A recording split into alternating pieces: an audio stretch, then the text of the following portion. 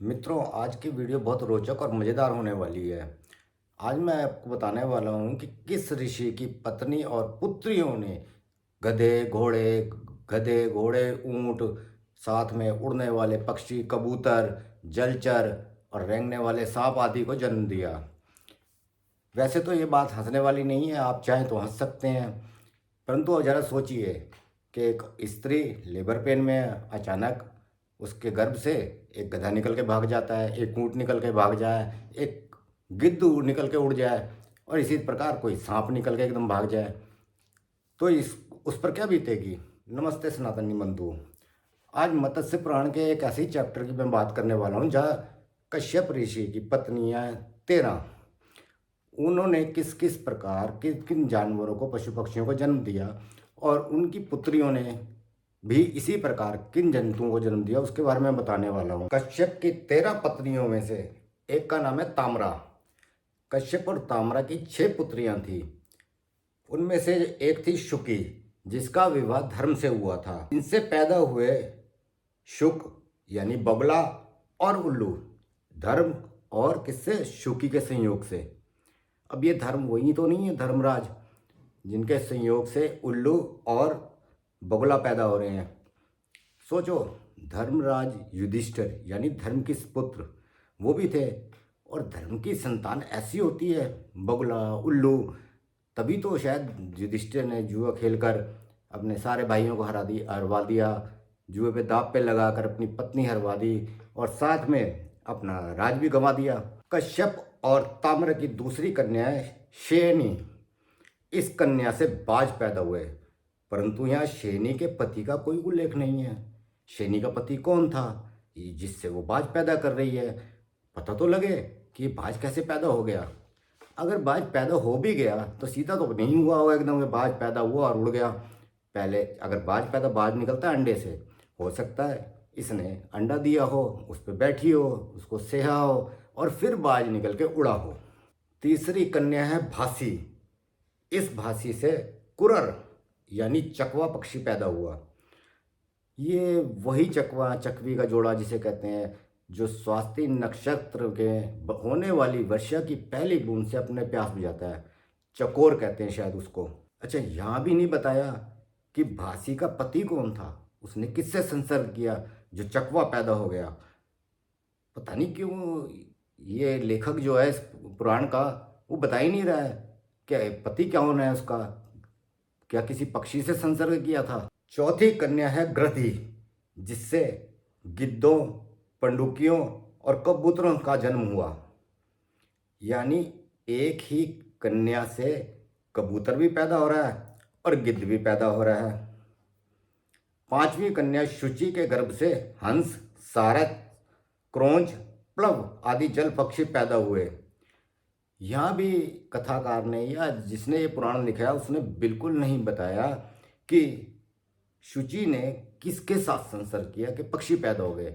सीधे पक्षी पैदा हुए कि अंडे हुए थे पहले, पता लग जाता तो आज भी विज्ञान इस तरह से कुछ बच्चे पैदा कर लेता, जहाँ जिस प्रकार के पशुओं की कमी है उस टेक्निक से ऐसे पशु पैदा कर लेता, एक्सटिंक्ट ही ना होते ऐसे पशु पक्षी। छठी कन्या सुग्रीवी, जिससे अब ध्यान से सुनना, बड़ा मजा आने वाला है। पता लगाना कि इस छठी कन्या सुग्रीवी ने किससे संसर्ग किया होगा कि इसने बकरा, घोड़ा, मेढ़ा, ऊंट और गधे पैदा हो गए। ये चौपाए गधे, घोड़े, ऊंट मनुष्य के संसर्ग से तो पैदा नहीं होंगे। और कृपया भाई सूत जी बता देते ये कैसा संसर्ग था, किसके साथ संसर्ग था कि इस तरह के पशु पैदा हो रहे हैं। वैसे एक बात और है, पूरी किताब में, पुराण में zebra, giraffe, platypus, echidna, kangaroo, मतलब ऐसे जो विदेशी जानवर हैं और पशु पक्षी हैं, बाल्डीगल और बहुत सारे पक्षी हैं, एल्बेट्रोस, उनके बारे में कोई वर्णन नहीं है। लगता है कि ये पुराण का लेखक जो है इनको जानता ही नहीं था, उसे पता ही नहीं था कि भारत से बाहर भी विभिन्न प्रकार के, विभिन्न प्रजातियों के पशु पक्षी रहते हैं, वरना उनके बारे में बता देता कि किस कन्या से ये भी पैदा हुए हैं। कश्यप की ये ताम्रा पत्नी के अलावा और 12 पत्नियां थीं, जिसमें प्रमुख थीं अदिति और दिति। ये बहुत प्रमुख पत्नियां थीं क्योंकि इन्हीं से देवता और दानव पैदा होने वाले थे, यानी दैत्य। और अगर एक से अधिक पत्नियां होती हैं तो उनमें आपस में सौतन वाला व्यवहार होता है, ईर्ष्या और द्वेष होती है। तो यहाँ पर जो अदिति है उसने 12 देवताओं को जन्म दिया। वो देवता आदित्य कहलाए। आइए मैं उनके नाम बताता हूँ, आपको हैरानी होगी कि इंद्र और विष्णु यहाँ पर आपस में भाई हैं। ये 12 देवता हैं जो अदिति के गर्भ से उत्पन्न हुए।